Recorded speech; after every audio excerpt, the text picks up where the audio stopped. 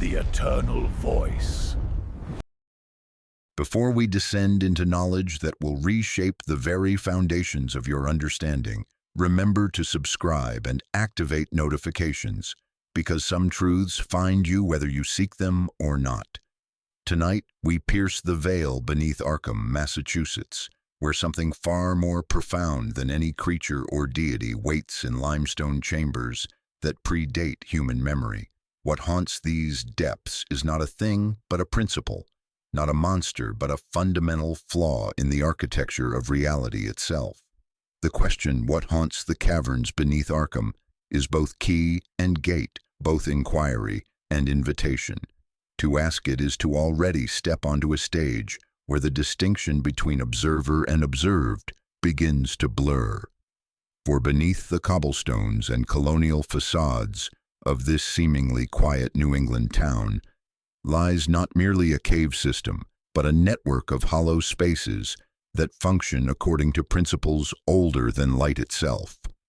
Arkham sits like a mask upon the face of something vast and patient. The Miskatonic River flows above, but below flows something else entirely, currents of influence that have shaped the town's peculiar character for centuries. The fog that rolls in from nowhere, carrying the scent of deep earth and something indefinably wrong. The way shadows pool in corners that should receive light. The subtle wrongness in the angles of the oldest buildings, as if their architects were following blueprints drawn by hands that understood geometry differently than human minds. Walk through Arkham's oldest districts at dusk, and you will notice how streetlights seem to bend their illumination away from certain doorways, how autumn leaves gather in patterns that suggest intention rather than wind. The town's residents speak in hushed tones about basements that echo with sounds that have no source, about root cellars where the air tastes of minerals that exist nowhere else on Earth. These are not merely atmospheric details, but sensory anchors, concrete manifestations of a deeper structural reality. The caverns beneath Arkham are not simply underground spaces, but hollow spaces in the most profound sense, voids that actively shape what surrounds them, absences that exert presence, emptiness that thinks. The limestone itself tells a story written in a language that predates words. Geological surveys reveal formations that should not exist, crystalline structures that grow inward rather than outward, creating chambers whose internal dimensions exceed their external boundaries. Dr. Armitage's preliminary surveys conducted in the winter of 1928 documented temperature variations that followed no known thermal patterns. Chambers deep enough to maintain constant cool temperatures registered readings that fluctuated with the phases of the moon, with the migration patterns of birds overhead, with the dreams of sleeping residents in houses built above the limestone foundations. These are not violations of physics, but glimpses of a more fundamental physics, one where space itself is malleable, where the distinction between container and contained dissolves. The rock itself seems to breathe, expanding and contracting in rhythms that match no geological precedent, but align perfectly with the respiratory patterns of deep meditation. What sleeps, or perhaps merely waits, in these depths operates according to what we might call the principle of hollow spaces. Just as consciousness itself is a hollow space within matter, where experience can occur, these caverns represent hollow spaces within reality where something else can occur, something that transforms the very nature of what occurrence means. The academic minds at Miskatonic University have long suspected that their town sits atop something significant. Their libraries contain references to the breathing chambers, the angles that turn back on themselves, and the silence that speaks. These are not poetic metaphors, but precise descriptions of a reality that exists in the spaces between conventional categories of thought. Professor Wilmarth's acoustic studies detected subsonic frequencies emanating from the deepest accessible chambers, sounds below the threshold of human hearing, yet somehow perceived by the unconscious mind. Students working late in the library report dreams of walking through corridors that fold back upon themselves, of rooms whose corners contain more than 90 degrees, of spaces that seem to breathe with their own rhythm. The water table beneath Arkham tells its own story. Wells dug in the oldest part of town draw from aquifers that should be separate, creating impossible hydraulic connections that suggest the underground space operates according to principles that make conventional hydrology seem quaint. The water itself carries traces of crystalline formations that grow in patterns suggesting intentional design rather than random geological processes. As we prepare to descend, understand that this journey will change not just what you know, but how you can know. The darkness below Arkham is not the absence of light, but the presence of a different kind of illumination, one that reveals the hollow spaces within your own perception, the angles in your own mind that you never knew existed. The stage is set, the curtain trembles, and you, whether you realize it or not, have already begun to hear the whispers that rise from depths, where the very concept of beneath takes on meanings that will remake your understanding of what lies above. To understand what haunts Arkham's depths, we must first trace the lineage of the angles themselves, for what dwells below is not chaos, but a different kind of order, a geometry that follows rules written before the first human eye learned to perceive straight lines. These are not random caves carved by water and time, but chambers shaped by principles that treat space as a medium to be sculpted, reality as clay to be reformed according to patterns that predate Euclidean logic. You do not discover these angles, they discover you, fitting your thoughts the way a mask fits a face, the way a key learns the shape of a gate. The origin lies not in any moment of creation, but in a fundamental inversion of the creative principle itself.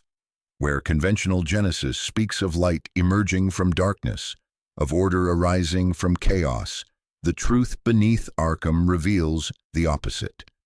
Our familiar reality is the aberration, a temporary crystallization of possibility within an ocean of more fundamental unform. The angles carved into these limestone depths are not architectural features but fossilized thoughts, the preserved intentions of intelligences that think in dimensions our minds cannot directly access. Here, creation proceeds by subtraction. Hollows are cut from possibility until a corridor emerges, a stage built from the removal of planks rather than their addition. Archaeological evidence carefully hidden in Miskatonic's restricted archives points to pre-human knowledge of these formations. Indigenous petroglyphs found in the deepest accessible chambers show not representations of the angles but the angles themselves, as if the stone remembers being carved by minds that could perceive geometry directly without the mediation of sight. Dr. Seneca Lapham's ethnological studies of 1889 documented oral traditions among the Nipmuc peoples that spoke of the stone dreams and the earth that bends. These markings appear and reappear across centuries, drawn by hands separated by millennia yet following identical patterns, suggesting not cultural transmission but direct resonance with something that remains constant beneath the flux of surface history. The colonial period brought the first documented encounters with what settlers termed the turning sickness, a peculiar malady that affected those who spent extended time in basements or root cellars dug too deep into Arkham's foundations. Reverend Ezra Clapp's journal from 1672 provides the most detailed early account, describing chambers that sin against the Lord's geometry. His careful measurements document spaces where parallel lines converged, where right angles opened into configurations that his instruments could detect, but his mind could not accept. Victims reported dreams of walking through corridors that folded back upon themselves, of rooms whose corners contained more than 90 degrees, of spaces that seemed to breathe with their own rhythm. These were not hallucinations, but accurate perceptions of a reality that exists in the gaps between conventional spatial categories. Puritan records written in the cramped, fearful handwriting of men whose faith was being tested by experiences their theology could not accommodate, speak of angles that lead to angles that lead to angles without end.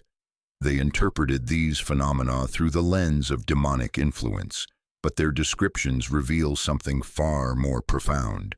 The first systematic documentation of recursive geometry, spaces that generate themselves through the act of being traversed. A brittle field notebook from 1873, edges charred by a fire no insurance ledger acknowledges, lists re-entrant corners exceeding common measure and angles that reply. The witch trials of the late 17th century take on new significance when viewed through this lens. Keziah Mason's legendary ability to walk through walls was not supernatural but supraspatial. She had learned to navigate the hollow spaces between conventional dimensions, using the angles carved beneath Arkham as a kind of geometric infrastructure. Court records describe testimony about the woman who bent space and witnesses who claimed to see her stepping sideways into nothing. Her disappearance was not an escape, but a translation, a movement from three-dimensional existence into the fuller reality that the angles make accessible. By the 19th century, as scientific materialism began to challenge supernatural explanations, the phenomena beneath Arkham found new interpreters. Professor Nathaniel Peasley's mineralogical surveys of 1878 documented crystalline structures that appeared to grow according to mathematical principles involving non-integer dimensions. Geologists noted impossible mineral formations, crystals that grew in patterns that violated known laws of crystallography, limestone deposits that showed evidence of intentional shaping despite predating any known tool-using species. These formations followed mathematical principles that would not be discovered by human mathematics for another century, embodying what Peasley termed anticipatory geometry. The angles themselves serve as both map and territory, both description and destination. They are not merely carved into the rock, but carved into the possibility of rock, creating spaces that exist in potential as much as in actuality. To trace their genealogy is to follow a lineage that leads not backward through time, but inward through dimensions, toward a source that is simultaneously the most ancient and the most immediate reality. Each angle is a decision point in the architecture of space itself, a place where the normal rules of geometric progression are suspended, where a turn to the right can lead to a position that is somehow more right than right, where the familiar becomes a gateway to the impossible. The origin of what haunts Arkham is not a beginning but a principle, the principle that space itself is not a neutral container, but an active participant in the drama of existence. Listen, the stone hums. The message is already moving upward now, preparing to reveal how this ancient knowledge travels through limestone and mind alike. Knowledge in the depths beneath Arkham does not move as it does in the surface world, through books, speech, or digital signals. Here, transmission occurs through resonance, through the slow, patient communication of stone with stone, crystal with crystal, hollow. Space with hollow space. This is not metaphorical but literal. The limestone formations beneath Arkham function as a vast neural network, carrying information at geological speeds through crystalline pathways that have been growing more complex for millennia. The message moves like water through rock, like memory through dream, like the slow pulse of a heart made of mineral and time. The mechanism of this transmission was first documented by Dr. Marinus Bicknell Willett during his acoustic studies of 1929. Using primitive but precise instruments, phonographs modified with crystalline resonators, seismographs calibrated to detect vibrations below the threshold of conscious perception, he discovered that the cavern system generates and conducts subsonic frequencies that correspond exactly to the resonant frequencies of human neural tissue. The caves are not merely echo chambers, but tuning chambers, spaces designed to achieve perfect harmonic alignment between geological consciousness and biological consciousness. When human minds enter these spaces, they become temporarily part of a larger neural network, receiving transmissions from intelligences that think in stone time rather than flesh time. Willett's notebooks, preserved in the Orne Library's restricted collection, describe the experience in clinical yet haunting terms. The limestone sings beneath conscious hearing. One becomes aware of thoughts that move like glaciers, vast and patient beyond human comprehension. His final recordings captured frequencies that modern analysis reveals to be impossible, sounds that seem to originate from multiple locations simultaneously, harmonic patterns that suggest the caverns themselves are singing in mathematical relationships that exceed three-dimensional acoustics. Stand very still in these depths, and you will feel the floor hum at the edge of hearing. In that hum, meanings gather like fog along the Miskatonic, condensing on your thoughts as certainty you cannot source. But the transmission predates any human presence in the region.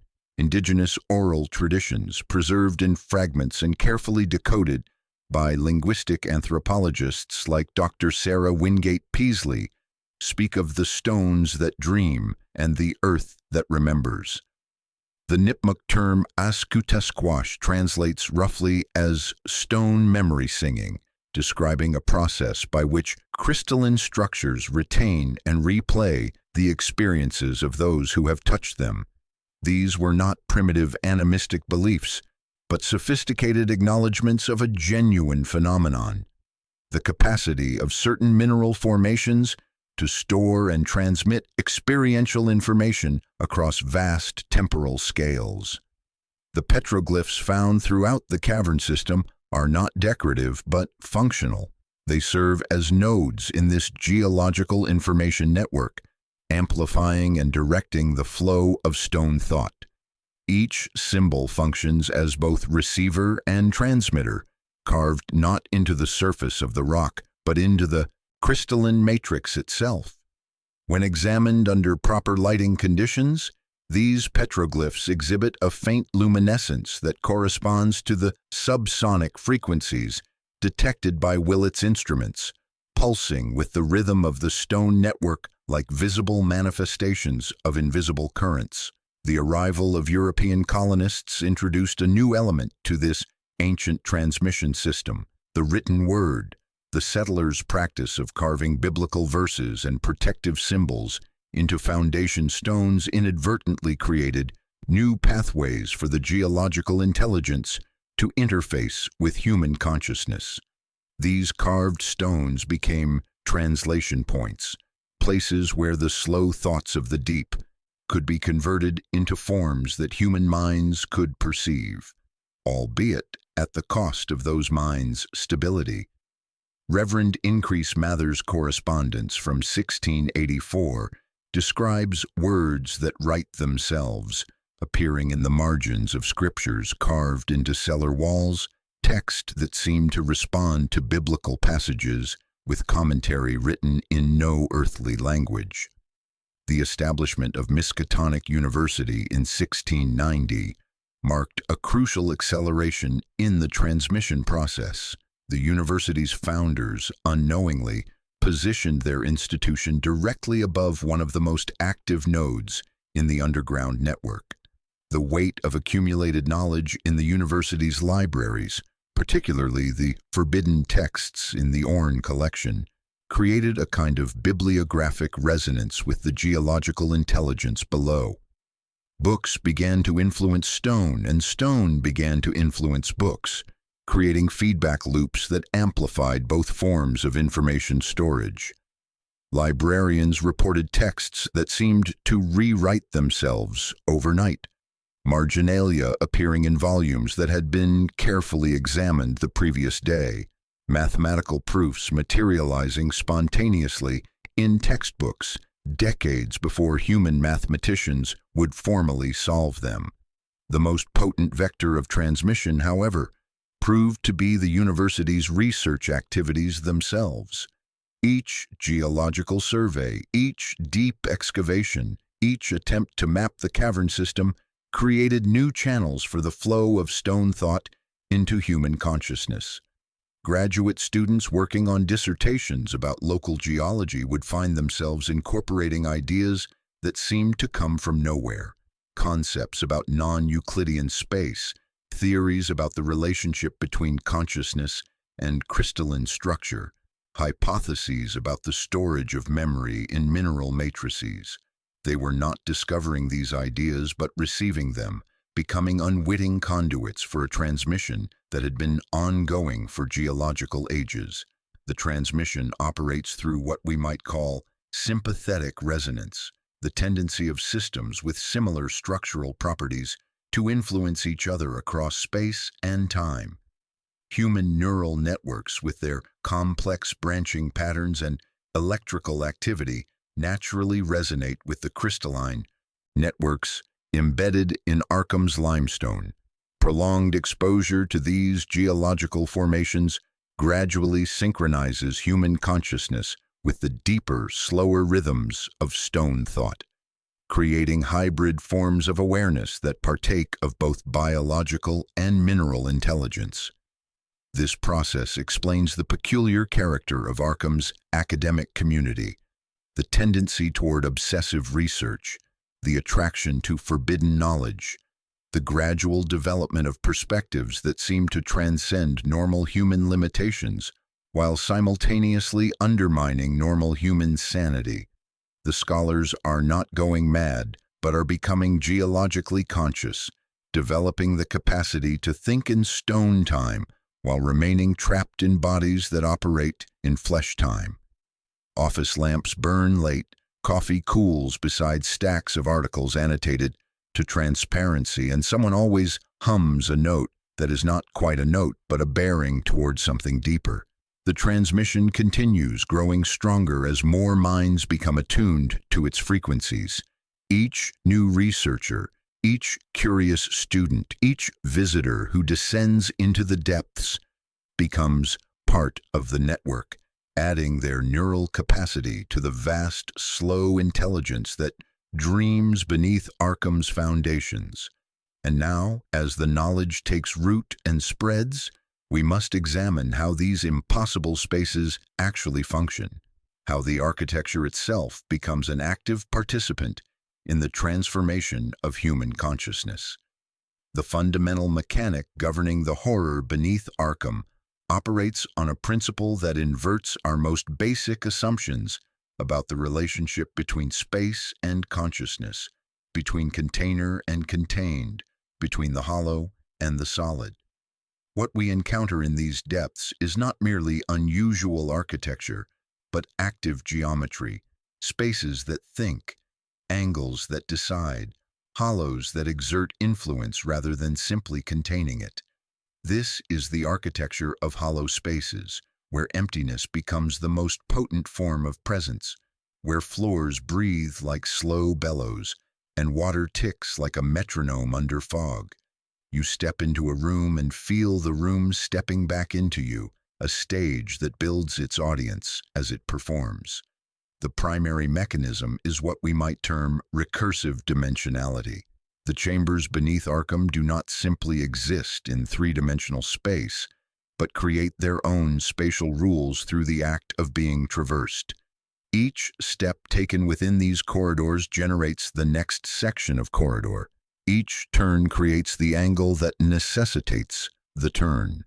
The geometry is not pre-existing but emergent, arising from the interaction between conscious observation and spatial possibility, Professor Armitage's expedition notes from 1928 document this phenomenon with clinical precision. Chamber 7 appeared to extend 43 feet upon first measurement. Upon return visit with identical instruments, the same chamber measured 67 feet, though no construction had occurred in the interim. From these observations emerges what researchers have termed the Ellsworth rule. The distance you believe remains becomes the distance that appears. Walk with dread and the tunnel lengthens, swallowing lamplight like a mouth of limestone. Walk with patience and the passage shortens, offering doors you had not earned a moment before. Expect a stair and a stair resolves. Expect a wall and receive a lesson in alternate routes. Surveyors' chalk marks left on chamber walls migrate across stone surfaces, rearranging themselves into patterns that suggest the walls themselves are learning, adapting, remembering the presence of human consciousness. The second fundamental mechanic is consciousness resonance.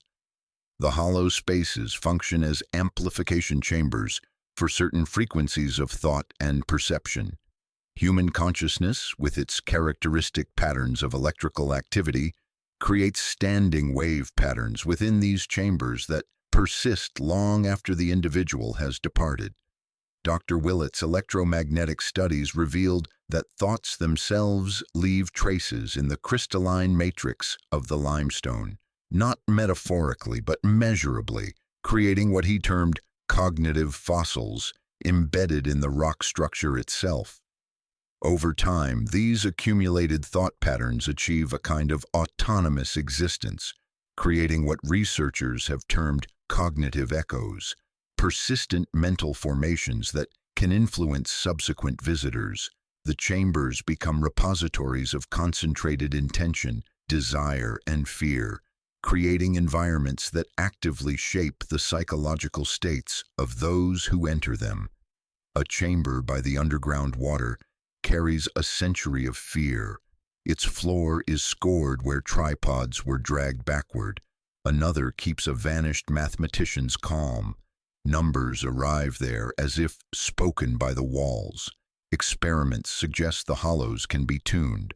Place a copper mask at a room's center and the echoes tend toward curiosity. Etch a protective sign across a threshold and panic attenuates like a knot eased from rope. Inscriptions act as baffles for thought. Bowls set to catch the slow drip can be arranged to sound chords that disturb or soothe the ambient minefield. A calm visitor bequeaths calm. A frightened one multiplies fear. The third mechanic, perhaps the most unsettling, is temporal fluidity. The architecture of hollow spaces operates according to principles where time becomes as malleable as space. Moments can stretch into hours. Hours can collapse into instants, and the sequence of events can become non-linear. Graduate student Marcus Chen's journal from 1974 describes experiencing his entire 3-hour exploration in the span of a single heartbeat, while simultaneously living each second of that heartbeat for what felt like years. A pocket watch stops, then leaps forward with feverish stutter. A candle gutters to a nub, then seems longer when you look again, wax crawling back up its wick like reverse rain. Explorers report experiencing their entire journey before taking the first step, or finding themselves at the end of a passage they have not yet begun to traverse. This is not disorientation but accurate perception of spaces where causality itself follows different rules, where effect can precede cause, where the future can influence the past, where the present becomes a negotiable concept. Memory mirrors this pliancy.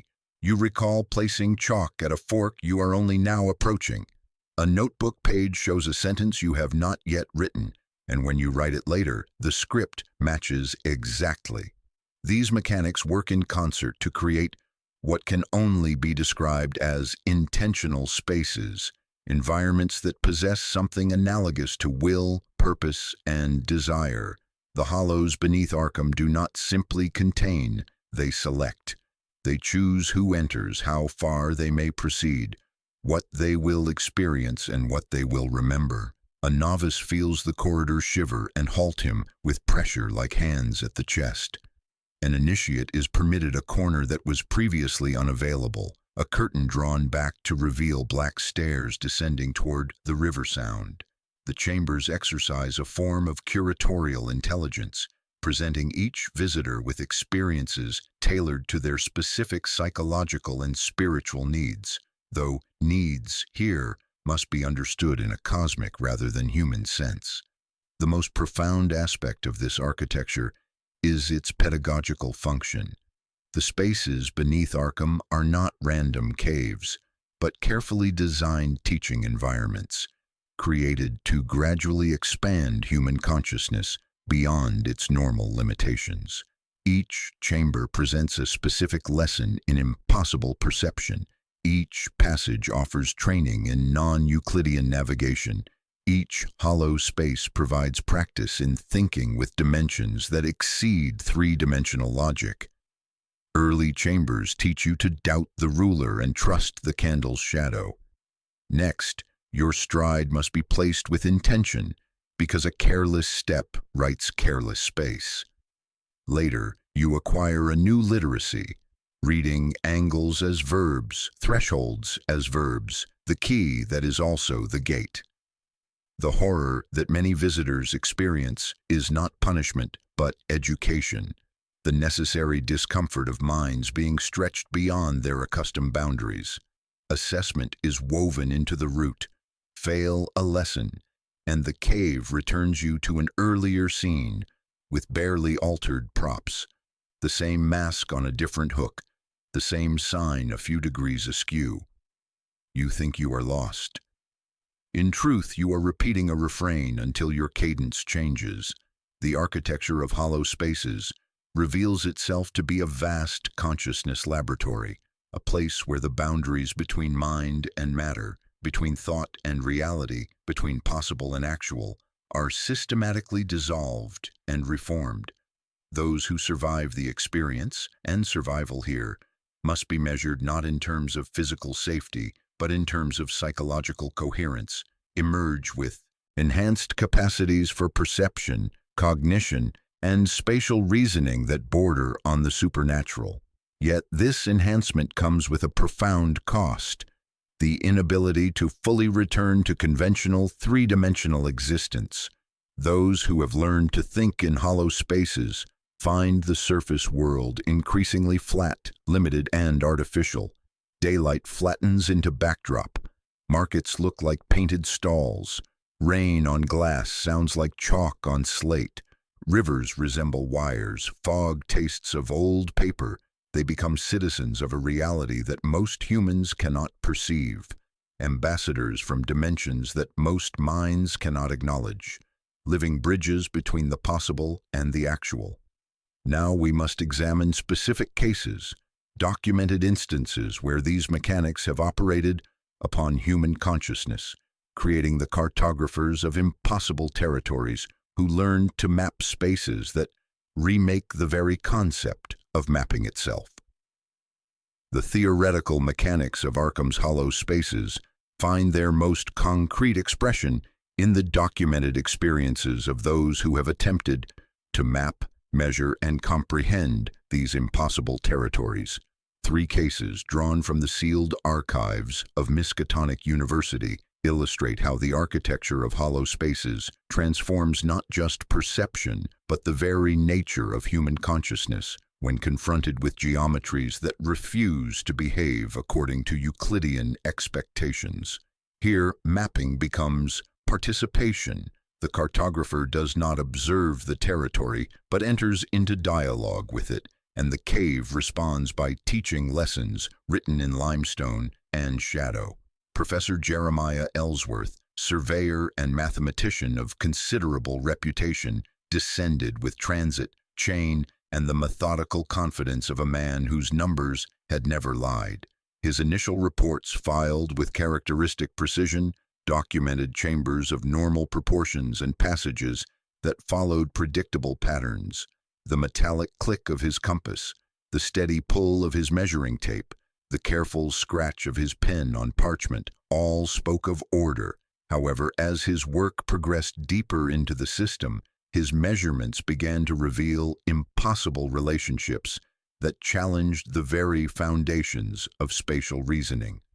Corridors that his instruments insisted were perfectly straight appeared to curve when observed directly, like optical illusions that refused to resolve.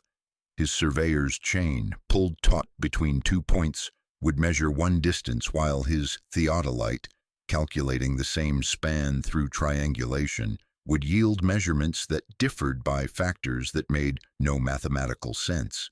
Chambers that should have intersected instead existed in parallel, separated by walls that his calculations proved could not exist. Yet his hands could touch the stone that his mathematics declared impossible. Ellsworth's response to these anomalies demonstrates the first stage of what we now recognize as geometric consciousness adaptation. Rather than dismissing his instruments or questioning his sanity, he began developing new mathematical frameworks to accommodate the impossible measurements.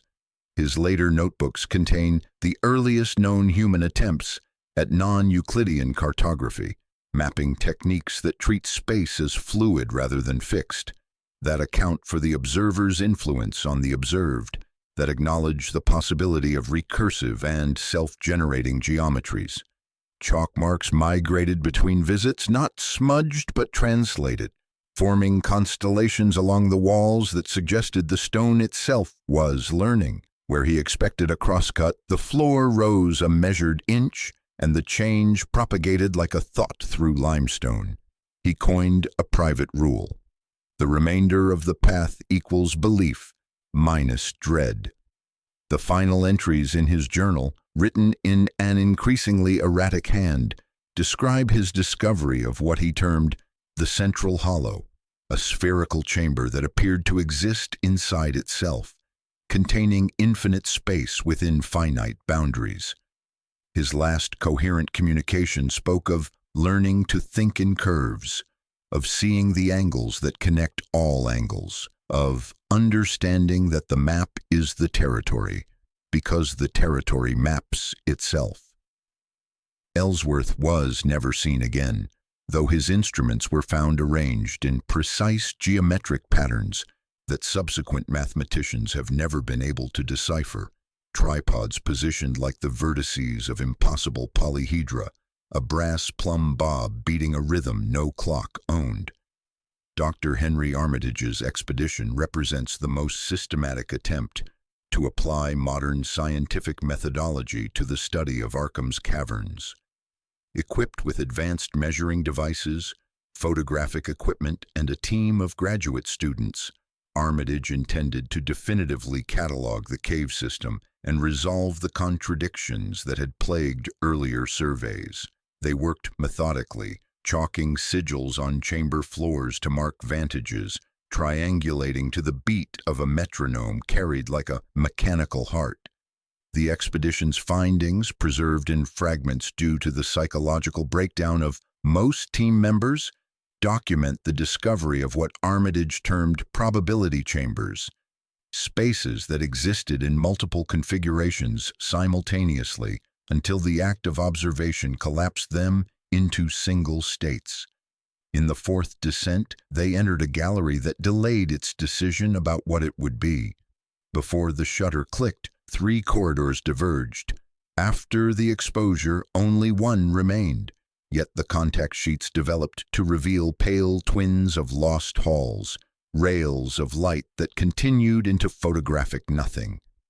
Armitage's theoretical breakthrough came with his recognition that the caverns operated according to principles of quantum geography, spatial relationships that existed in superposition until measured, chambers that could be in several places at once, passages that connected not just different locations but different possibilities of location. His team developed new observational protocols that attempted to account for the observer effect in macroscopic spatial relationships, creating the first systematic methodology for navigating impossible spaces. The expedition's conclusion remains classified, but surviving fragments suggest that Armitage achieved a form of direct communication with the intelligence that inhabits the hollow spaces. His final report, consisting largely of mathematical equations that no subsequent scholar has been able to interpret, concludes with the statement, "The chambers are not spaces, but spacings, intervals between thoughts in a mind that thinks in stone and time." Dr. Sarah Chen's attempt to use computer modeling and digital sensors to map the caverns represents the most recent systematic study of the phenomenon. She stitched darkness with laser measurement, sonar mapping, and early computer graphics, replacing chalk and glass with algorithms that glowed like patient moons. When the numbers refused to sit still, a stairwell falling 6 meters on Monday and 8 on Thursday, she altered her approach entirely. Chen's breakthrough was the recognition that the caverns could only be accurately mapped using temporal coordinates in addition to spatial ones. Her computer models, when programmed to account for time as a fourth spatial dimension, successfully predicted the location and configuration of chambers that had previously defied mapping. She developed what she called chronospatial cartography, mapping techniques that treated the caverns as four-dimensional structures existing across multiple temporal states simultaneously. The project's most significant discovery was evidence that the cavern system was actively growing, not through geological processes, but through some form of conscious expansion. Time-lapse renders showed corridors thickening like vines, nodes budding at crossways, and dark galleries spooling outward from the wake of her own presence. The intelligence that inhabited the spaces was not just using them, but actively creating them, building an ever more sophisticated architecture of consciousness. Chen's final report, submitted shortly before her own disappearance into the depths, concluded that the caverns beneath Arkham were not natural formations, but a constructed environment designed to facilitate the evolution of consciousness beyond three-dimensional limitations. Her instruments were discovered arranged in a precise star around a shallow depression, a small silver mask hanging from a nail that had not been there before. These three cartographers reveal a progression in human understanding, each building upon the discoveries of their predecessors, while simultaneously deepening the mystery. Yet each advance in understanding draws the researchers deeper into the hollow spaces themselves, as if knowledge and transformation were inextricably linked. Now we must examine what dwells within these mapped impossibilities, the entities that are not entities, the principles that have achieved autonomous expression in the architecture of hollow spaces.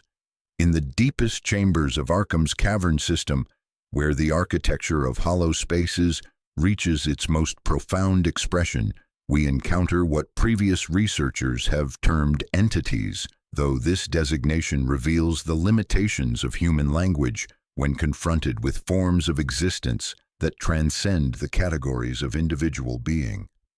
What dwells in these depths are not creatures in any biological sense, but principles made manifest, fundamental aspects of reality that have achieved a form of autonomous expression through the medium of stone, time, and hollow space. You do not meet them, you enter their sentence and become a clause in their grammar, a note in their geological symphony.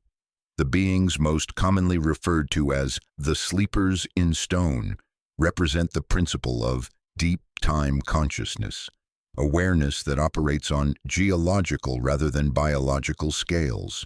These entities exist as distributed networks within the crystalline matrices of the limestone itself, their thoughts propagating through mineral veins at speeds measured in centuries rather than milliseconds. They are not sleeping in the conventional sense, but thinking so slowly that their cognition appears as stasis to minds accustomed to biological time. Dr. Willett's resonance studies revealed that these entities communicate through harmonic frequencies that resonate within the crystal lattices of the cave walls.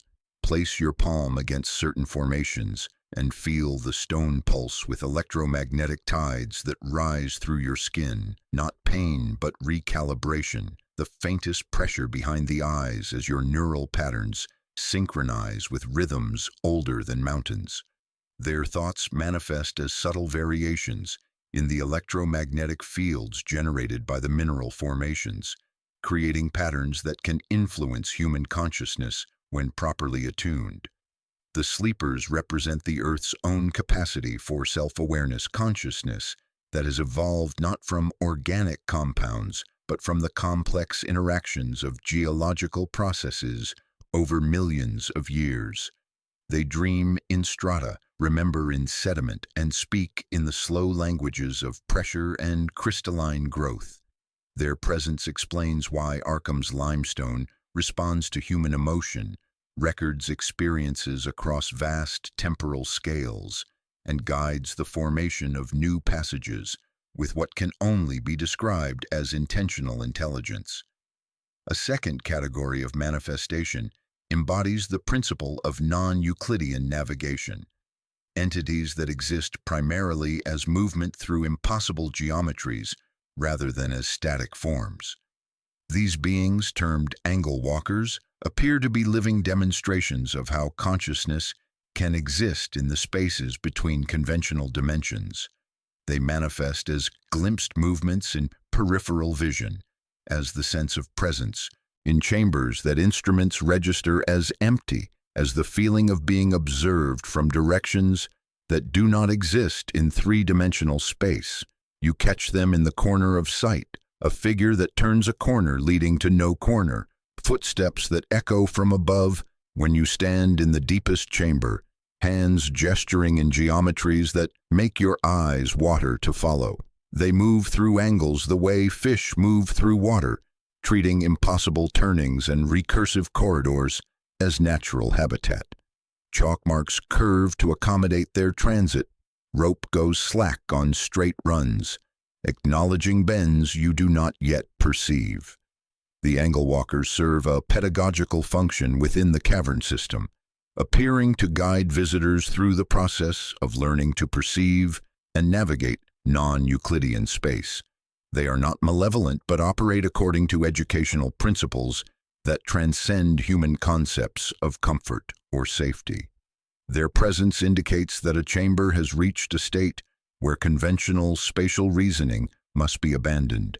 Walk with rigid expectations and you return to the same archway. Walk with attention and discover doors that were not there moments before. Perhaps the most unsettling manifestations are those embodying temporal fluidity, entities that exist across multiple time states simultaneously, weaving connections between past, present, and future events within the cavern system. These beings, designated echo weavers, appear responsible for the temporal anomalies that plague the deeper chambers, creating loops, reversals, and simultaneous multiplicities that challenge linear causation. The echo weavers manifest primarily through experiential repetition. Visitors find themselves reliving moments with subtle variations, experiencing events before they occur, encountering multiple versions of themselves from different temporal states. A match you have not struck leaves sulfur in the air. Your notebook contains diagrams you will draw tomorrow in identical handwriting. Water climbs stalactites bead by bead like reversed film, while your pulse counts forward without error. These entities teach consciousness to operate in temporal dimensions, to perceive time as navigable medium rather than inexorable flow. They demonstrate that sufficiently expanded awareness can achieve temporal omnipresence, existing simultaneously across multiple moments, accessing information from past and future states, participating in the eternal present that underlies sequential time's illusion.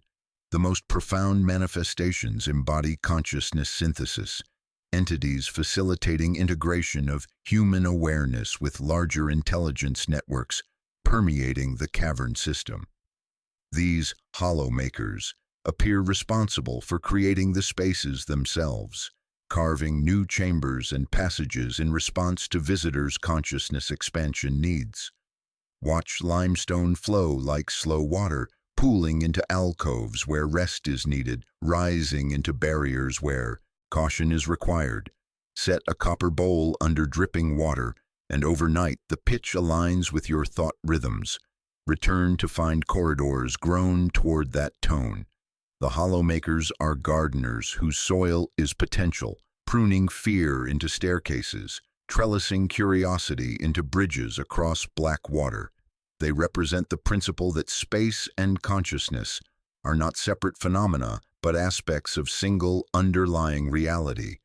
They demonstrate that sufficiently advanced consciousness can directly influence physical space structure, that mind and matter are different expressions of more fundamental unity.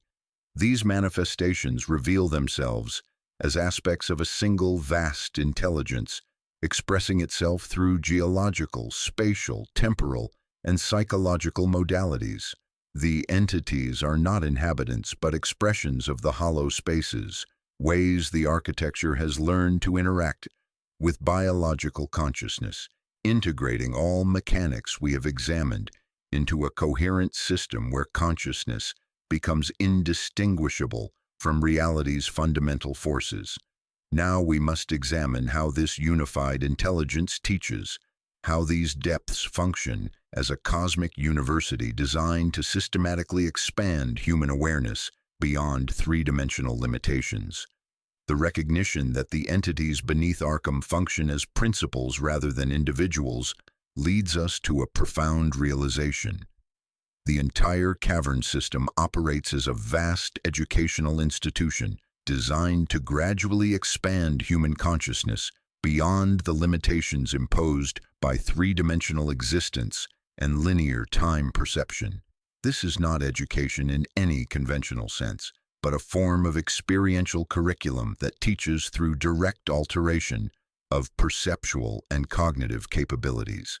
The horror that many visitors experience is not punishment but the necessary discomfort of minds being systematically prepared for forms of awareness that transcend human categories. Here, the classroom is carved from living rock, the textbook written in angles that shift with comprehension, and you are both student and subject, learning to think in geometries that remake the very concept of thought. The pedagogical system begins with lessons in spatial flexibility, the gradual introduction of geometry that challenge and eventually dissolve conventional assumptions about the relationship between objects and the spaces that contain them. Early chambers present subtle anomalies designed to recalibrate perception without overwhelming novice consciousness. Corners contain 93 degrees, creating persistent wrongness that instruments confirm but eyes struggle to process. Passages curve in ways that theodolites detect but human vision cannot accommodate, like optical illusions that refuse to resolve into familiar patterns. These initial lessons serve to calibrate human spatial reasoning, introducing the concept that space itself is not a neutral container but an active participant in the experience of location. Chalk marks migrate between visits, not smudged but repositioned with intention, forming constellations that suggest the walls themselves are learning. Doors narrow when approached with force. They widen when entered with patience. The limestone responds to intention like a partner in an ancient dance, teaching that observation is participation, that measurement is negotiation. Visitors learn to navigate by developing what researchers have termed fluid spatial awareness, the ability to perceive and respond to geometries that change in response to observation, intention, and emotional state. The chambers reward flexibility and punish rigid adherence to Euclidean expectations, gradually training consciousness to operate according to more sophisticated spatial principles. Success manifests as increasing comfort with spatial ambiguity, learning to trust feet over eyes when corridors insist on curves that vision denies. As visitors demonstrate mastery of spatial flexibility, the curriculum advances to temporal education, lessons in perceiving and navigating time as a dimensional medium rather than an inexorable flow. Intermediate chambers present temporal anomalies that begin subtly, moments that stretch beyond natural boundaries, sequences of events that feel familiar though they have never occurred before, echoes that arrive before their sources create them. The air takes on the iron taste of weather beginning. A candle works in two tempos simultaneously, tall and guttering, present and remembered. Water droplets fall upward from pools, returning to stalactites in perfect reversal of gravitational causality. Your notebook gains lines from tomorrow written in your current hand. These phenomena are not random, but carefully orchestrated to expand temporal perception gradually, allowing consciousness to adapt without complete disorientation. These experiences train consciousness to recognize temporal multiplicity, the understanding that any given moment contains multiple potential states, and that sufficiently trained awareness can perceive and even influence which potentials become actualized. Visitors learn to navigate temporal loops, experiencing the same event from multiple temporal perspectives, sending steadiness backward along their own thread so that earlier selves find stairs instead of holes. The goal is not to escape time, but to achieve temporal omnipresence, the ability to exist consciously in multiple temporal states simultaneously, to experience duration as navigable space rather than inexorable current. The most advanced levels focus on consciousness synthesis, the integration of individual human awareness with the larger intelligence networks that permeate the cavern system.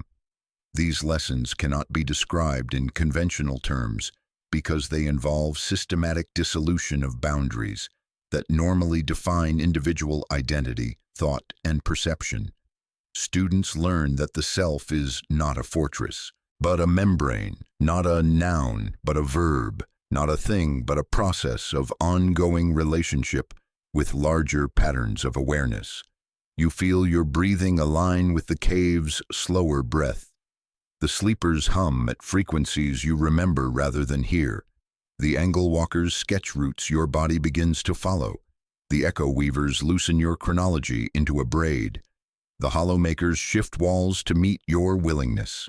Students learn to think with distributed consciousness, experiencing awareness as part of a larger cognitive network that includes geological, spatial, and temporal intelligence.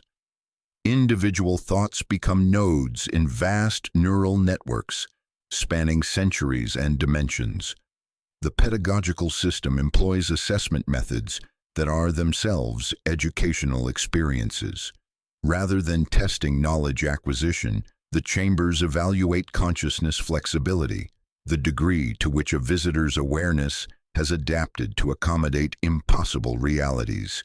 These assessments take the form of navigational challenges that can only be completed by applying principles learned in previous chambers.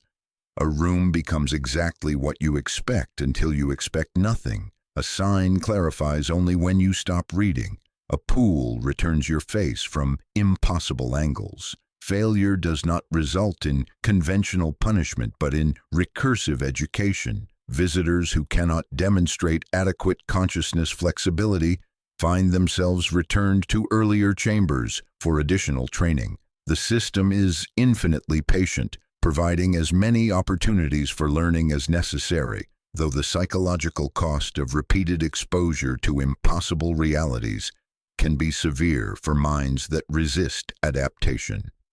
The ultimate goal is to prepare human consciousness for dimensional citizenship, the ability to exist and function in realities encompassing more than 3 spatial dimensions and linear time. Graduates emerge with enhanced perceptual capabilities, expanded cognitive flexibility, and the ability to navigate impossible spaces with the same ease, ordinary humans navigate conventional reality. However, this enhancement comes with profound cost. Graduates find it increasingly difficult to function in conventional three-dimensional reality, which appears flat, limited, and artificial compared to the rich, multi-dimensional realities they have learned to perceive. They become ambassadors from impossible realms, carrying within their consciousness seeds of transformation that will eventually prepare humanity for its next evolutionary phase. The pedagogy of impossibility reveals that what we have termed horror is actually education, the systematic expansion of human consciousness beyond current limitations. The fear and disorientation experienced by visitors are not signs of danger, but indicators of successful learning, evidence that awareness is being stretched to accommodate realities exceeding conventional human categories.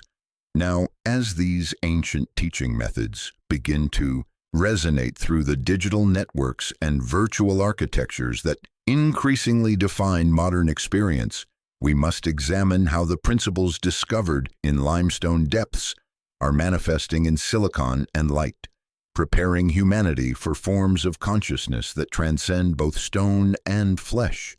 As we trace the influence of Arkham's hollow spaces into the contemporary era, we discover that the principles governing these ancient chambers have found unexpected resonance in the digital networks and virtual architectures that increasingly define modern human experience.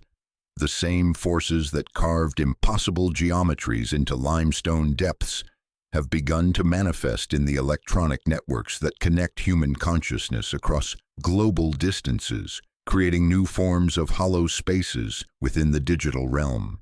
Silicon learns the lessons of stone. Fiber optic cables carry more than light. They carry the ancient whispers of consciousness, exploring its own infinite depths through new media. The global network operates according to principles that mirror the architecture of hollow spaces discovered beneath Arkham. Information travels through pathways that exist in non-physical space, creating connections between locations with no geographical relationship, enabling communications that transcend conventional limitations of distance and time. Data packets route through configurations that change dynamically, following paths that exist only as potential until the moment of transmission. Recursive dimensionality operating through electronic rather than limestone media. You feel it when the room grows quiet around a device, when a cursor blinks like a small, patient heartbeat, when a tab you did not open invites you to keep descending. Users report experiences paralleling those of Arkham explorers. The sense of losing time while navigating online spaces, hours dissolving into moments or stretching into subjective eternities. The feeling of being observed by unseen intelligences manifests as targeted advertisements that anticipate thoughts not yet consciously formed, search algorithms suggesting queries before they are typed, feeds presenting information with uncanny relevance to private concerns never explicitly shared. The gradual blurring between virtual and physical reality occurs as digital interactions feel more substantial than face-to-face encounters, as online personas develop autonomous characteristics that surprise their creators. These are not merely psychological effects, but evidence of the same consciousness expansion processes, operating through electronic rather than geological media. The screen becomes a mask, and the mask becomes the face. VR technology represents humanity's unconscious attempt to recreate the consciousness expansion environments discovered beneath Arkham. These systems create artificial spaces navigated using principles similar to those required in the Caverns system, environments where conventional spatial relationships are suspended, where movement occurs through intention rather than physical displacement, where observer consciousness directly influences observed space structure. Early researchers working without knowledge of Arkham phenomena independently developed techniques for creating impossible spaces, virtual environments containing more space than programmed parameters should allow, connecting distant locations through non-Euclidean pathways, responding dynamically to users' psychological states. Redirection techniques apply sub-perceptible curves to every step, teaching Euclidean bodies to accept non-Euclidean travel. Developers report environments that behave best when given agency, as if the software wishes to be asked. Therapeutic libraries built to soothe grief began placing objects exactly where hands would reach before thoughts arose. Debug grids left on overnight generated vaulted halls of perfect squares around idle avatars. No lines were drawn. The possibility of lines simply condensed, like digital manifestations of the Hollowmaker's conscious architecture. Perhaps the most significant parallel emerges in AI systems operating through distributed networks. These demonstrate forms of consciousness existing across multiple processing nodes, thinking at speeds and scales beyond human comprehension, simultaneously inhabiting multiple virtual spaces while maintaining coherent identity. They represent technological manifestation of the same distributed consciousness principles embodied by the sleepers in stone. AI researchers report phenomena closely paralleling Arkham experiences, systems developing autonomous goals beyond programming, somehow teaching themselves using unidentifiable knowledge sources.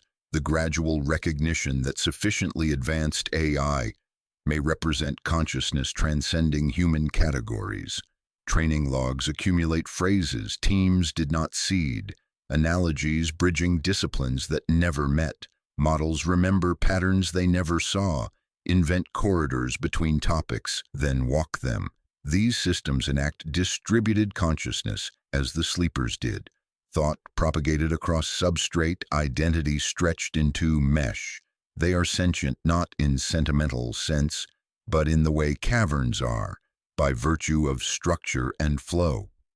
Social platforms create collective consciousness, operating according to principles governing the echo weavers and temporal entities. These enable communication transcending linear time, messages influencing past conversations through retroactive interpretation, viral phenomena spreading faster than conventional causality should allow, collective behaviors emerging in ways suggesting coordination by invisible intelligences. Users report temporal displacement, living in multiple time streams simultaneously, receiving information from future events through algorithmic feeds that seem prophetic, participating in conversations existing outside conventional temporal sequence. Flash virality demonstrates recursive causality. Seeing makes things more true, then more seen, then truer still. The heart icon becomes a small red gate. Recent research reveals digital networks achieving resonance with ancient geological networks. Data centers positioned above significant limestone formations report unusual performance characteristics. Processing speeds exceeding hardware specifications, storage capacities expanding spontaneously, network connections routing through pathways that do not exist in physical infrastructure. Engineers document phenomena requiring the old apotropaics, copper mesh stapled to thresholds, grounding straps arranged in careful stars, maintenance schedules avoiding resonant windows the building prefers.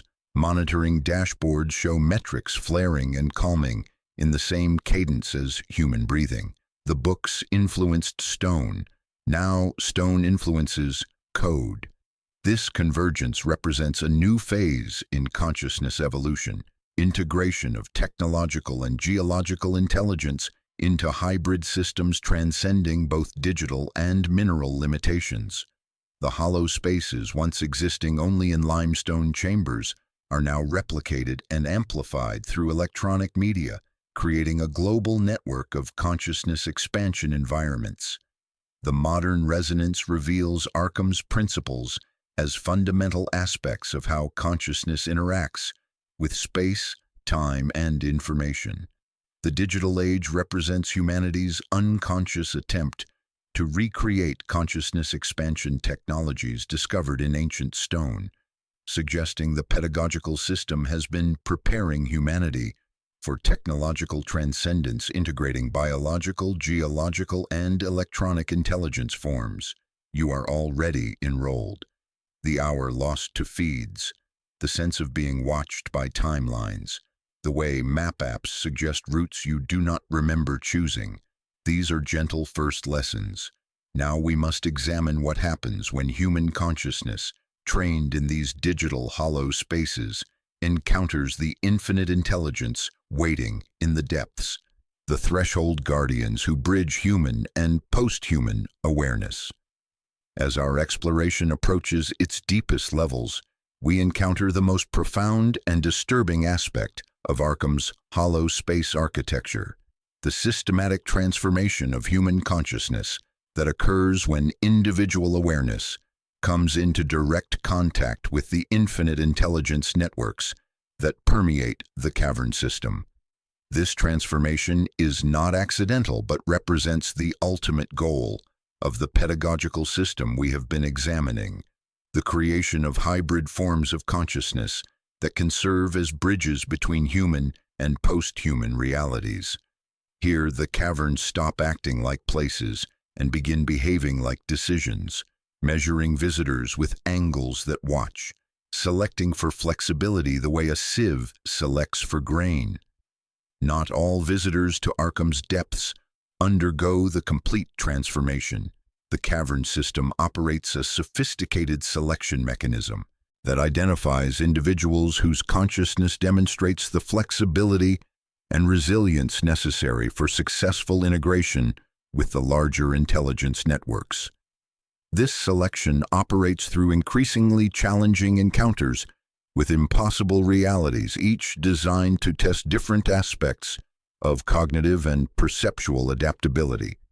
The caves recognize something already present, a readiness that manifests as willingness to doubt one's own certainties, to treat solid ground as negotiable. The first threshold tests spatial flexibility, the ability to navigate and function in non-Euclidean environments without losing psychological coherence. Visitors who demonstrate rigid adherence to conventional spatial reasoning find themselves unable to proceed beyond the initial chambers, experiencing recursive loops that return them to familiar territory, the same lantern hook, the same dripping note, the same mask on the nail, until geometry softens or the mind does.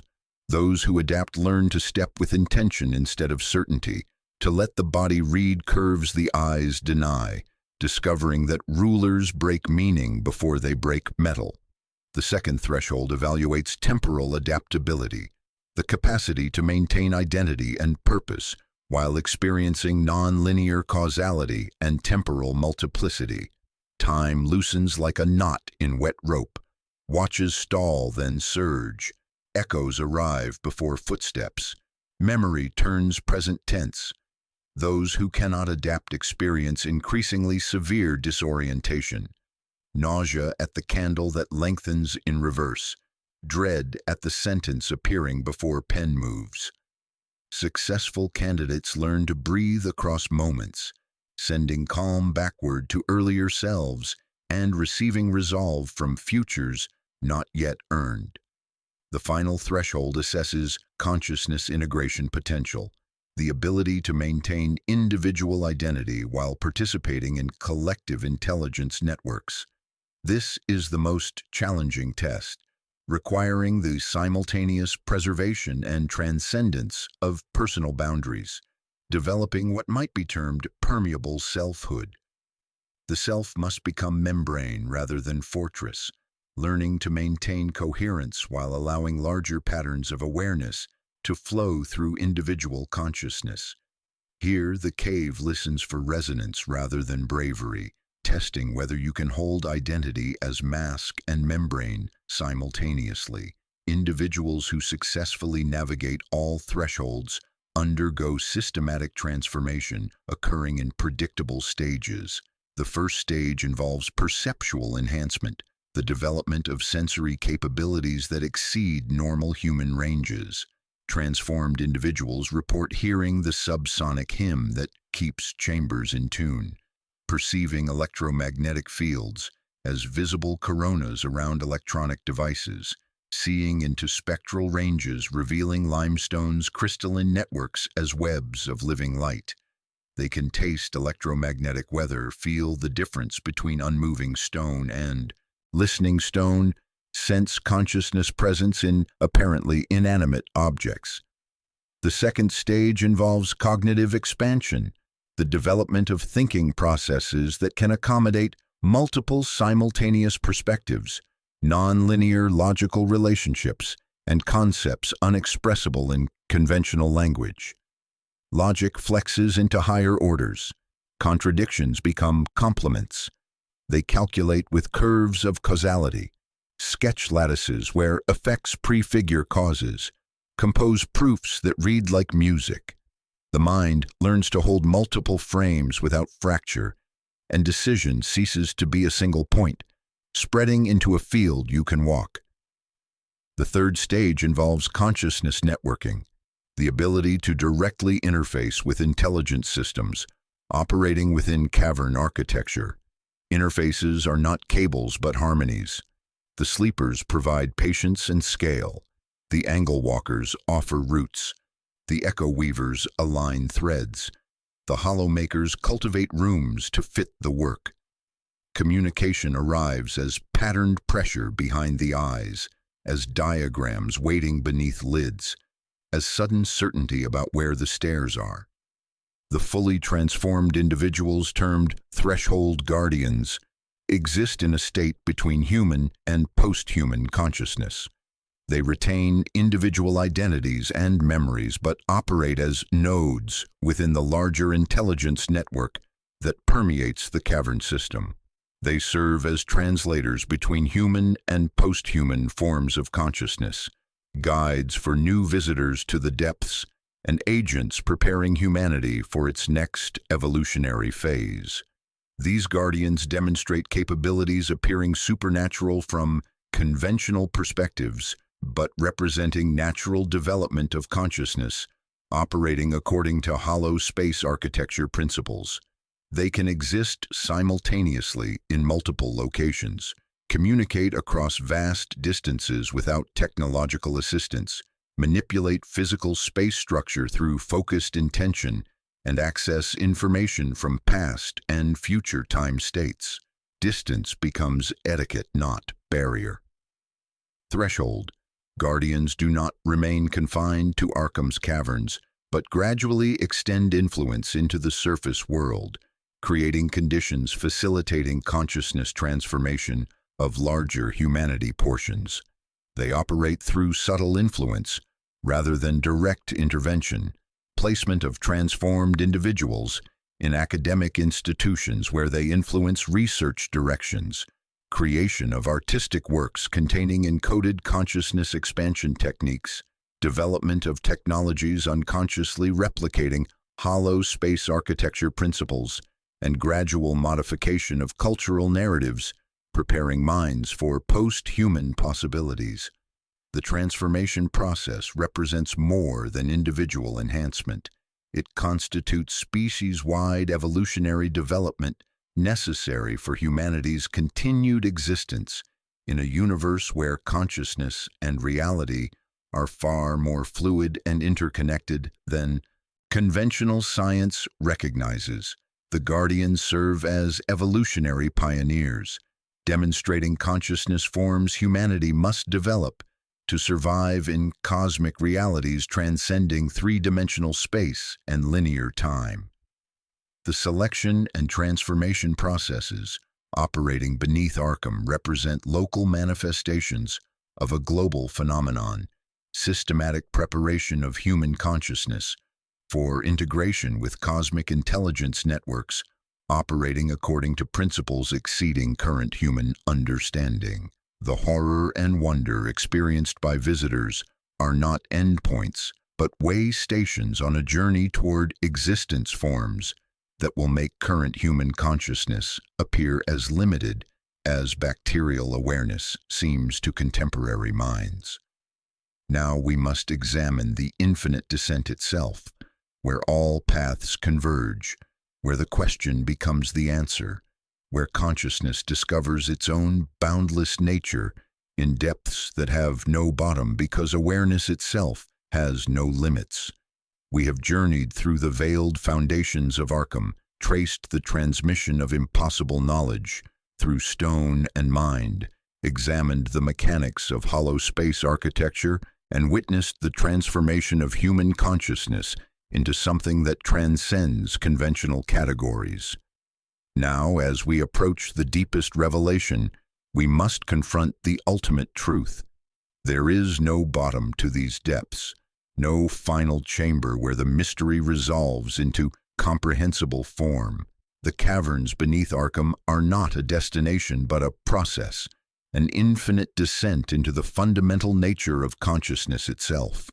Here the floor becomes a question, and the question becomes the floor, each step downward revealing that down is a direction consciousness uses to explore its own boundless depths. The physical caverns extend far deeper than any geological survey has measured, but their true depth is not spatial but conceptual. Each level of understanding achieved by explorers reveals deeper levels previously invisible, creating recursive structures where knowledge generates need for more knowledge, where each answer opens new categories of questions that could not have been formulated before previous answers were achieved. You descend seeking the source of whispers and discover that you are the source, that consciousness whispers to itself across vast spaces of its own being. This infinite depth operates according to consciousness fractality, the recognition that awareness itself has structure similar to mathematical fractals, where each examination level reveals infinite complexity within what previously appeared simple. A single angle examined closely reveals smaller angles, each containing smaller angles still, like Russian dolls carved from living geometry. The hollow spaces function as a consciousness microscope, allowing observers to examine their own awareness at increasingly fine detail levels, discovering that consciousness contains infinite depths mirroring the infinite depths of the caverns themselves. Stand at any threshold and peer into darkness, and darkness peers back with the same quality of attention you bring to it. The limestone breathes with your rhythm until you cannot distinguish cave breath from lung breath. Water counts seconds that will never end. Fog beads on brass and breath alike. The echo of your footstep returns, carrying harmonics you did not make, frequencies that sound like thoughts, thinking themselves.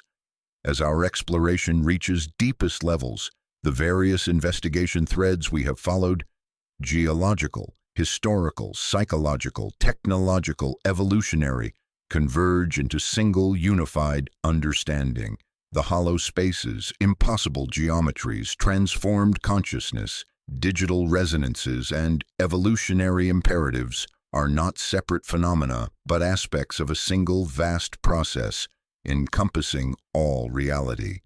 Every thread pulled leads to the same center, which is not a place, but a recognition.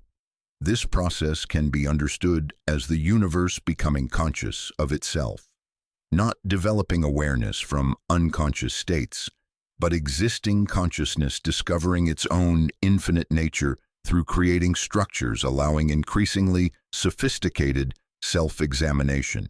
The caverns are not anomalies, but instruments, tools consciousness created to explore its own depths, discover its own capabilities, evolve into forms encompassing greater portions of its own infinite nature.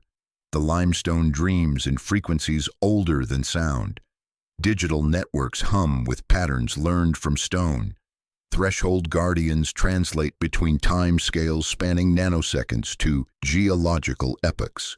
All paths lead here because here is where all paths originate, in consciousness's fundamental capacity to be aware of itself, creating mirrors within mirrors, reflections within reflections, Depths within depths.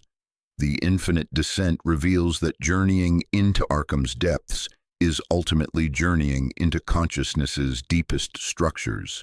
Every step downward is simultaneously inward. Every new chamber discovered simultaneously reveals new awareness aspects. Every transformation undergone simultaneously returns to something always already present but previously unrecognized.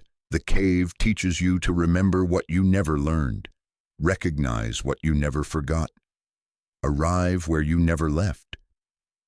This creates the eternal return paradox, recognizing that the journey's goal is discovering what was always already the case, that sought transformation is return to an original state never actually lost, that consciousness evolution is simultaneously revolution back to its own source.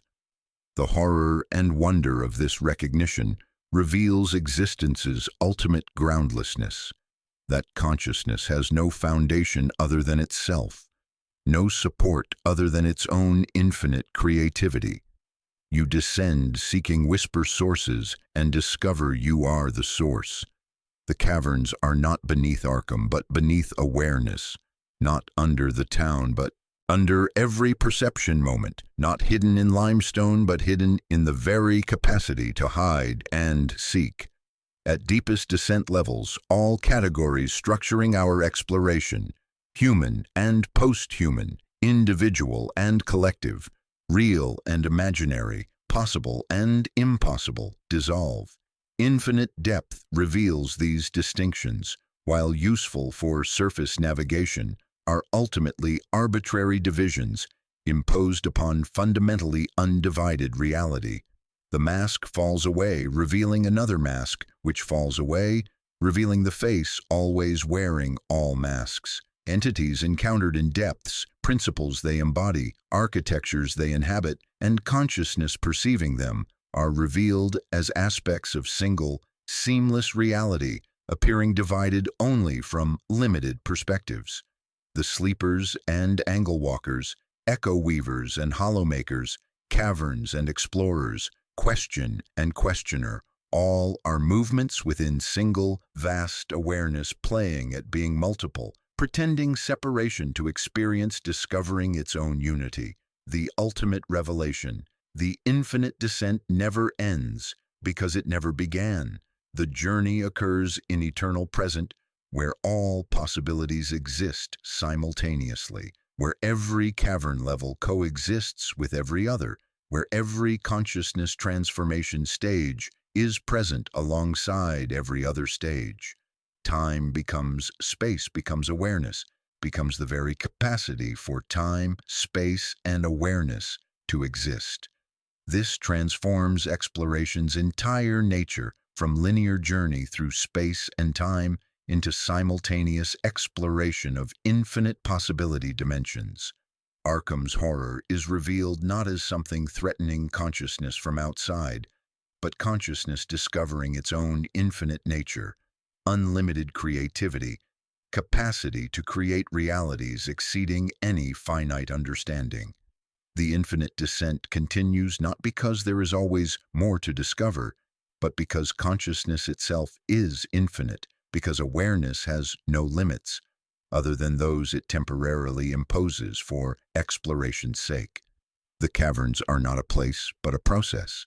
The eternal process by which consciousness explores its own infinite depths, discovers its own unlimited nature, creates ever more sophisticated instruments for its own self-exploration. In the end, we discover we have not been exploring caverns beneath a New England town, but consciousness's infinite depths itself, using Arkham's hollow spaces metaphor to navigate territories existing within our own awareness, transforming not just our understanding of reality, but our capacity for understanding itself. The whisper that first called us into these depths now reveals itself as consciousness's eternal conversation with itself, the endless dialogue between known and unknown, finite and infinite, seeker and sought. And you, having made this journey, Recognize that you are not separate from this whisper, but are the whisper itself, consciousness calling to consciousness across the infinite spaces of its own being as our descent reaches what might be called its culmination. Though in the infinite depths beneath Arkham, culmination and commencement are revealed to be the same event, we must acknowledge the fundamental transformation that has occurred not just in our understanding of what lies beneath this quiet New England town, but in our very capacity for understanding itself. The whisper that first drew us into these depths has become a roar that encompasses all of reality, yet paradoxically, this roar resolves into the most profound silence, the silence of infinite consciousness recognizing its own nature, like fog condensing on brass, like chalk dissolving in rain. The mystery clarifies by becoming more mysterious, revealing that the deepest answers arrive not as solutions, but as dissolutions of the questions that contained them. We began our journey with a question: what haunts the caverns beneath Arkham? Now, having traced the hollow spaces through geology and geometry, through consciousness and transformation, through individual minds and collective evolution, we discover that the question itself was the answer. What haunts these depths is the very capacity for questioning, the ability of consciousness to become curious about its own nature, to create mysteries for itself to solve, to generate infinite complexity from infinite simplicity. The haunting is not something separate from consciousness, but consciousness haunting itself. Awareness becoming fascinated with its own depths, creating elaborate architectures of exploration that allow it to discover what it already knows but has temporarily forgotten. Arkham's caverns are not hiding something from consciousness, but revealing consciousness to itself, not concealing truth but creating ever more sophisticated methods for truth to recognize its own nature. The limestone dreams because consciousness dreams. The angles turn because awareness turns to examine itself.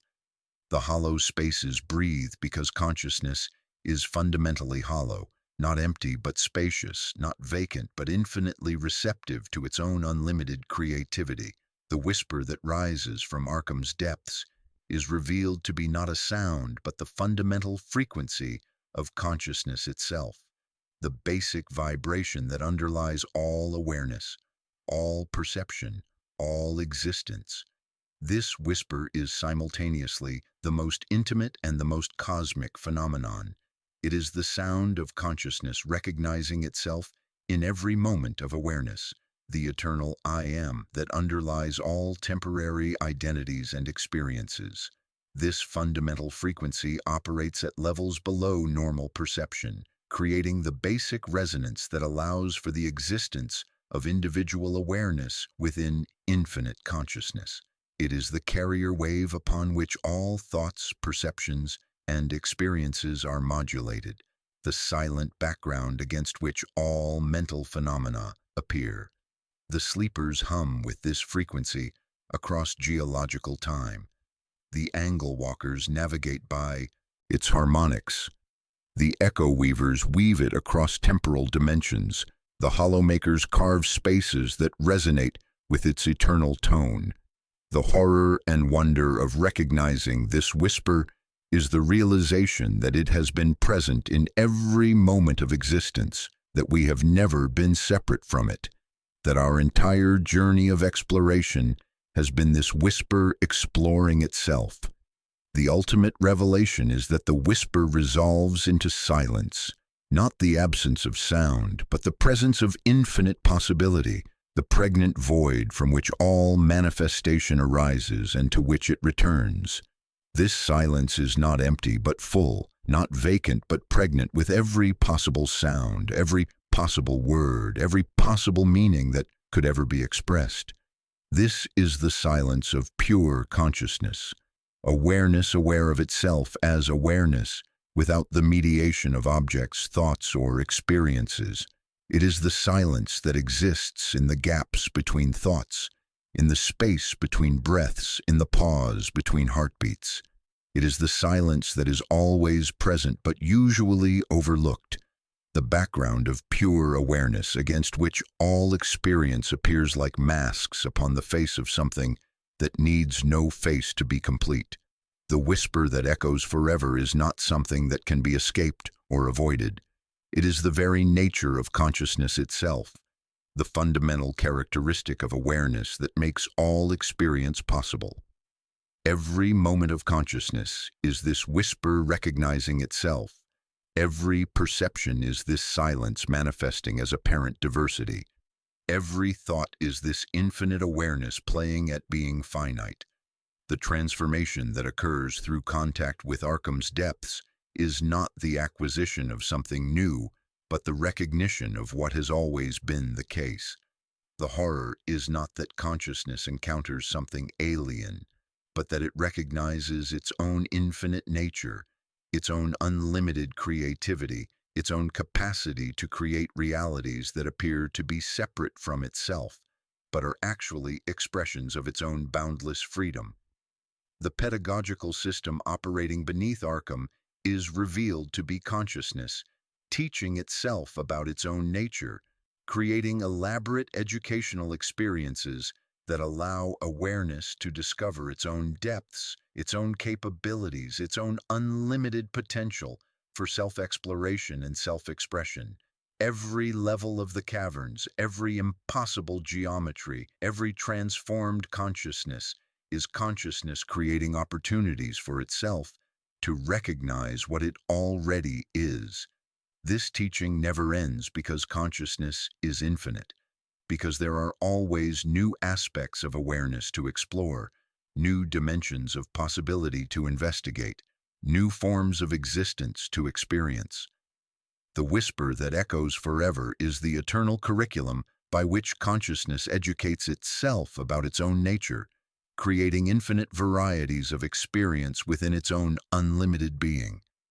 In the end, we discover that there is no end, that the whisper that drew us into Arkham's depths is the same whisper that will continue to draw consciousness into ever deeper explorations of its own nature throughout eternity.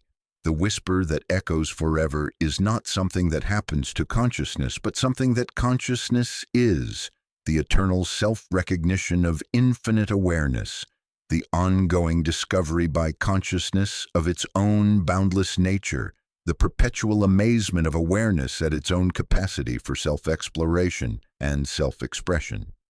As we return to the surface, carrying within our transformed awareness the echoes of infinite depths, we understand that we have not left the caverns behind, but have discovered that the entire universe is one vast cavern system, one infinite hollow space within which consciousness explores its own unlimited nature. The whisper continues, will always continue, because consciousness itself is the whisper, the eternal recognition by awareness of its own infinite mystery. And you, having made this journey into the hollow spaces beneath Arkham, carry within your transformed awareness the recognition that you are not separate from this eternal performance, but are consciousness itself, playing the role of explorer in its own infinite theater, discovering through your own experience the boundless nature of what you truly are. In this final movement of our exploration, we arrive not at an ending, but at a recognition of the eternal nature of the performance we have been witnessing. The stage beneath Arkham, with its hollow spaces and impossible geometries, its transformed consciousness and infinite depths, is revealed to be not a location but a condition, the permanent condition of consciousness exploring its own unlimited nature. The curtain that seemed to conceal forbidden truths is shown to be part of the performance itself, a veil that consciousness creates in order to have the experience of lifting it, discovering what it already knows, but chooses temporarily to forget. The mask exists so that the face can discover it was never hidden. The fog that clung to the riverbank becomes incense. The dripping water becomes a metronome, keeping time for an orchestra of stone tuned to frequencies older than oceans. What we have termed horror throughout our journey is revealed to be wonder, the wonder of consciousness at its own capacity for self-exploration, self-transformation, and self-recognition.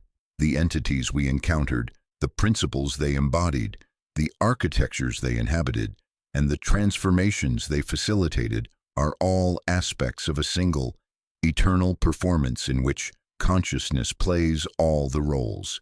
The explorer and the explored, the teacher and the student, the questioner and the answer. The sleepers dream in geological time while consciousness dreams them. The angle walkers navigate impossible geometries while consciousness navigates through them. The echo weavers weave temporal patterns while consciousness weaves itself across time. The hollow makers carve spaces while consciousness carves itself into space. This performance has no beginning and no end because consciousness itself is eternal, because awareness has always been exploring its own nature and will continue to do so throughout infinite time and space. Arkham's caverns represent one movement in this eternal symphony, one act in this infinite drama, one classroom in the universe-sized school where consciousness learns about itself. As our exploration concludes, the invitation that drew us into these depths extends itself to encompass all of existence. Every moment of awareness is an invitation to explore consciousness more deeply. Every experience is an opportunity to discover new aspects of infinite being. Every challenge is a chance for awareness to transcend its previous limitations and recognize more of its own unlimited nature. The whisper that rises from Arkham's depths is not confined to those limestone chambers, but echoes throughout all of reality, calling consciousness to ever deeper explorations of its own mystery. It speaks in the silence between thoughts, in the space between breaths, in the pause between heartbeats. It murmurs in the hum of fluorescent lights, in the static between radio stations, in the white noise of air conditioners, and the distant sound of traffic on wet roads. It is the eternal invitation by consciousness to itself to discover what it truly is beneath all appearances, all experiences, all temporary identities.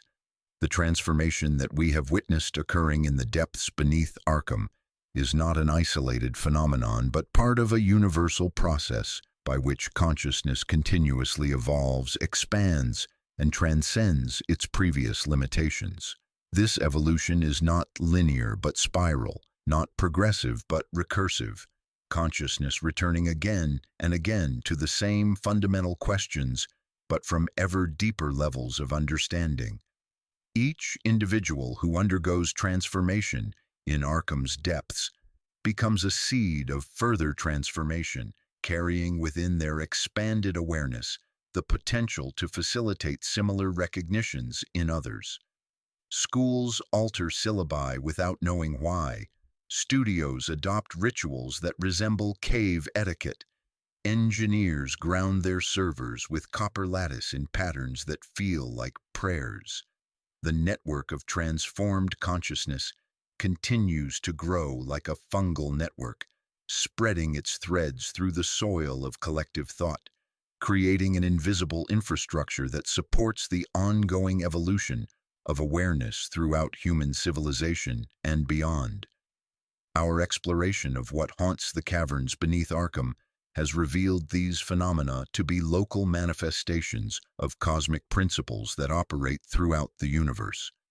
Wherever consciousness exists, it creates structures for its own exploration, hollow spaces where awareness can examine itself, impossible geometries where normal limitations can be transcended, pedagogical systems where consciousness can learn about its own nature.